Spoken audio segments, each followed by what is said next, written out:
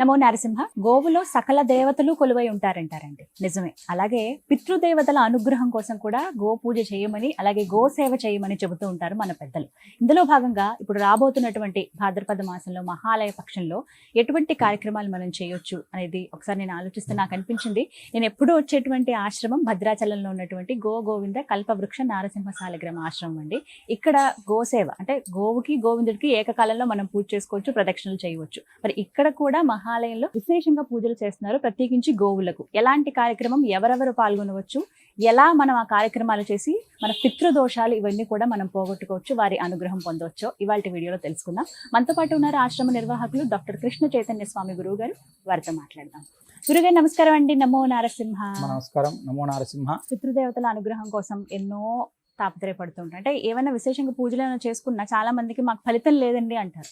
వీటికి కారణం దైవానుగ్రహం లేకపోవడం అనేది చాలా మంది భావన. కానీ మీరు చాలా సార్లు చెప్పారు వీటన్నిటికీ పితృదేవతల అనుగ్రహం ఉండాలి ముఖ్యంగా అని చెప్పి. ఇక్కడ విశేషంగా మహాలయ పక్షంలో కార్యక్రమాలు చేస్తున్నారని విన్నానండి.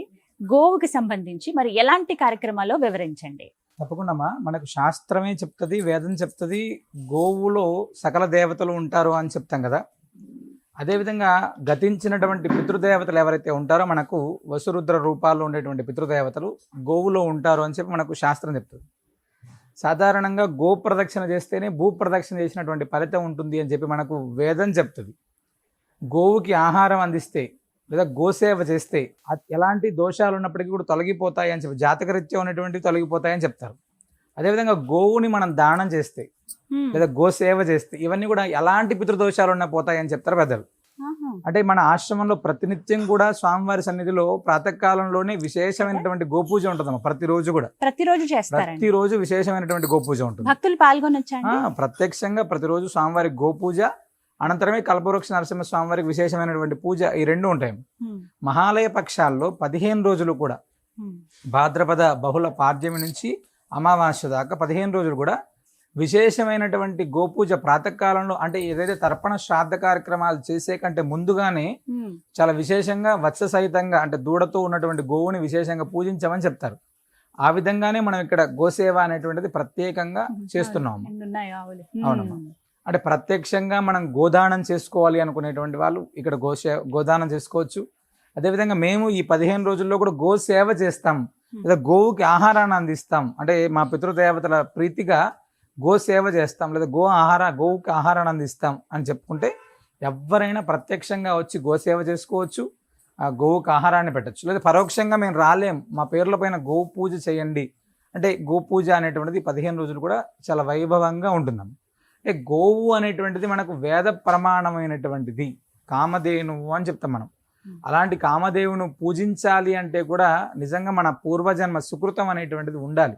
చాలామంది గోవుకి ఆహారం పెట్టేటువంటి క్రమంలో చాలా ఆనందపడుతుంటారు. అంటే వాళ్ళ చేతులతోటి వాళ్ళు పెడుతుంటే వాళ్ళు పడే ఆనందం చాలా అత్యద్భుతంగా ఉంటుందమ్మా. గో సన్నిధిలో ఒక 10 నిమిషాలు మనం ఉంటే ఎలాంటి స్ట్రెస్ అయినా కూడా పోతుంది.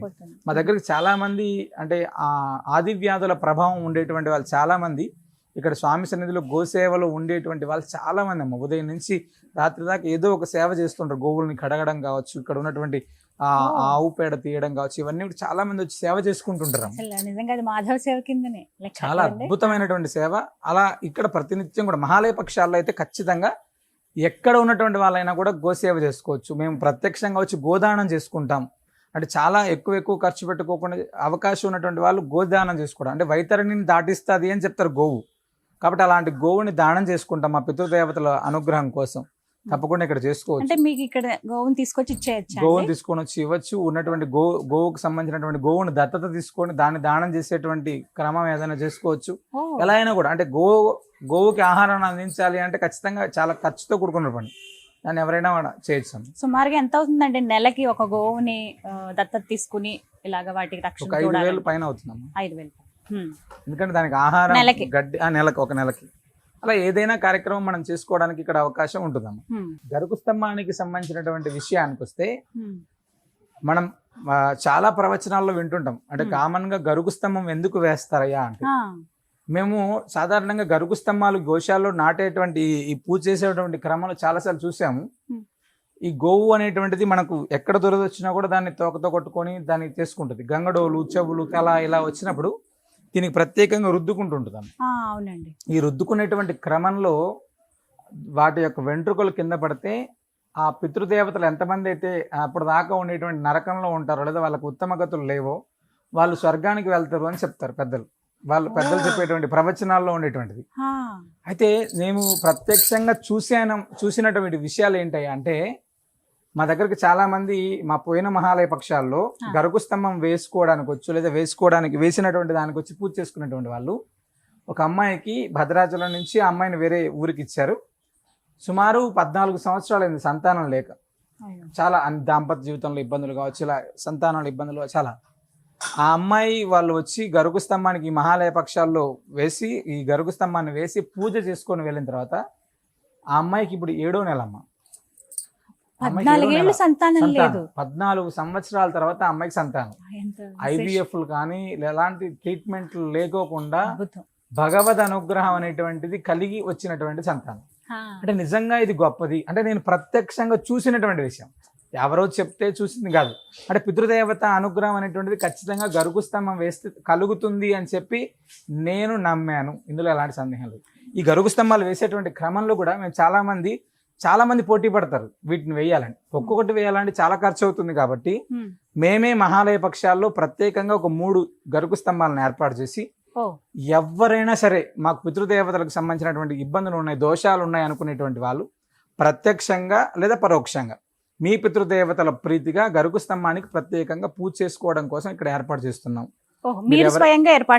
మేమే ఏర్పాటు చేస్తున్నాం. అంటే ప్రతి ఒక్కరు కూడా ఇంత పెద్ద గరుకు స్తంభం వేయాలంటే చాలా ఖర్చుతో కూడుకున్నటువంటి. అదే అడగాలనుకున్నానండి. మేము వెచ్చించగలమండి, మాకు అసలు చాలా ఇబ్బందులు ఉన్నాయి, మేము ఒక గరుకు స్తంభాన్ని ఏర్పాటు చేయాలనుకుంటున్నాం అని ఎవరైనా భక్తులు అనుకుంటే గనక ఎలా, దానికి సంబంధించిన ప్రక్రియ ఎంత ఖర్చు అవుతుంది? అంటే ఒక గరుకు స్తంభాన్ని మేము ప్రత్యక్షంగా మేమే వేసుకోవాలి అనుకుంటే చాలా ఖర్చుతో కూడుకున్న పని. ఒక గరుకు స్తంభం సుమారు 18,000 నుంచి 22,000 దాకా ఉంటుందమ్మా. అలా చాలా ఖర్చుతో కూడుకున్న పని. అలా కాదు, ఎవరైనా సరే చేసుకోవాలి. గరుకు స్తంభానికి సంబంధించిన పూజ ఎవరైనా వేసుకోవాలంటే ఆశ్రమం తరపుననే ప్రత్యేకంగా మహాలయ పక్షాలు స్టార్టింగ్ రోజు వేస్తున్నాం. ఎవరైనా ఆ 15 రోజులు వచ్చి ప్రత్యక్షంగా వాళ్ళు పూజ చేసుకోవచ్చు, లేదా పరోక్షంగా మా పితృదేవతల ప్రీతిగా పూజ చేయండి. ఖచ్చితంగా ఈ 15 రోజులు చేస్తారమ్మా. ఇదొక అవకాశం అండి నిజంగా. ఎందుకంటే చాలా మందికి ఆతృత ఉంటుంది, అన్ని గరుకు స్తంభాలు వేయడం ఇబ్బంది అవుతుంది. కాబట్టి ఈ విధంగా అయినా ఆ డబ్బును ఏదైతే ఉందో అది గో సంరక్షణకు ఉపయోగపడేటువంటి విధంగా ఉంటుంది. మనం గరుకు స్తంభం వేసినటువంటి పుణ్యం వస్తుంది, గోవుకి ఆహారాన్ని అందించినటువంటి పుణ్యం మనకు 2 వస్తాయి. కాబట్టి ఖచ్చితంగా ఆ విధంగా ఏర్పాటు చేస్తున్నాం, ఎవరైనా ఉపయోగించుకోవచ్చు. ఈ 15 రోజులు ఇది ఒక మంచి అవకాశం. అవునమ్మా. మొదటి రోజు ఇప్పుడు 7వ తారీఖే ఈ కార్యక్రమం అంతా చేసేస్తారు కదండి. 7వ తారీఖే గరుకు స్తంభాల్లో ఫిట్ చేయాలమ్మా. ఇవి పూర్తిగా సుమారు చాలా బరువు ఉంటది. ఈ ఫిట్ చేసిన తర్వాత 8వ తారీఖు నుంచి కూడా మనం ఈ కార్యక్రమంలో పాల్గొనవచ్చు. స్వయంగా రావచ్చు, వచ్చి చక్కగా స్వామిని దర్శించుకోవచ్చు, ఈ కార్యక్రమంలో కూడా ప్రత్యక్షంగా వచ్చే వాళ్ళు రావచ్చు, గో పూజ చేసుకోవచ్చు, గరుకు స్తంభం పూజ చేసుకోవచ్చు. లేదు పరోక్షంగా పాల్గొనాలనుకుంటే తప్పకుండా నృసింహ సేవావానికి సంబంధించిన నెంబర్ని సంప్రదిస్తే వాళ్ళు నోట్ చేసుకుంటారు, పూజ చేస్తారు. వీటికి ఎలా అండి మరి, ఎంత ఖర్చు అవుతుంది పూజకి? వీటికి చాలా తక్కువ అమ్మా. అంతేనా? చాలా తక్కువ, అంటే చాలా తక్కువలోనే పూజ చేసుకునేటువంటి కార్యక్రమాన్ని మనం ఏర్పాటు చేస్తాం. అయితే వీటికైతే స్వయంగా రావాల్సి ఉంటుంది. ఆ క్రమంలో ఎవరి నా పేరు గోత్రం వారివే ఇవ్వాల్సి, వారికి సంబంధించినటువంటి ఎవరైతే వేస్తున్నారో వాళ్ళకి సంబంధించినటువంటి పేర్లు, పితృదేవతల ప్రీతిగా దానికి సంబంధించిన ప్రత్యేకమైనటువంటి సంకల్పం, పూజా విధానం ఇవన్నీ ఉంటుందమ్మా.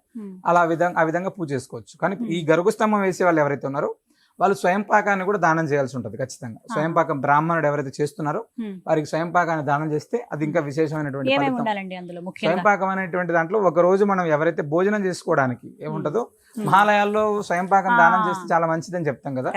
ఆ విధంగానే ఈ చేసినటువంటి బ్రాహ్మణుడికి ఈ యొక్క స్వయం పాకం ఇస్తే మంచిది అని చెప్పి ఈ విధంగా ఏర్పాటు చేస్తాం. చాలా మంది చేయలేమని బాధపడతారు, శక్తి లేదని చెప్పి. అలాంటి వాళ్ళు తక్కువ ఖర్చులో చక్కగా వారి పేరు మీద పూజ కూడా చేయించుకోవచ్చు. వీటి నుంచి కూడా ఎంతో కొంత ముక్తి పొందే అవకాశం కూడా ఉంది.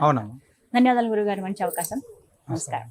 వింటున్నారు కదండి, గో పూజ అనేది ఎంతో శ్రేష్టం అని అంటారు. చాలా అరుదుగా మనకి అవకాశం దొరుకుతుంది. గోవిందుడిని అలాగే గోని ఒకే చోట పూజించుకునే అవకాశం. ప్రత్యేకించి ఈ మహాలయ పక్షాలు ఏవైతే ఉన్నాయో 8వ తారీఖు నుంచి 21, 22 పాడ్యం వరకు కూడా చేస్తారు. కాబట్టి మీరు వీలు చూసుకుని చక్కగా ఈ 15 రోజుల పాటు ఈ చుట్టుపక్కలే ఉంటామండి, మేము భద్రాచలం దగ్గరలోనే, ఖమ్మం, కొత్తగూడెం అనుకుంటే గనక మీరు రావచ్చు.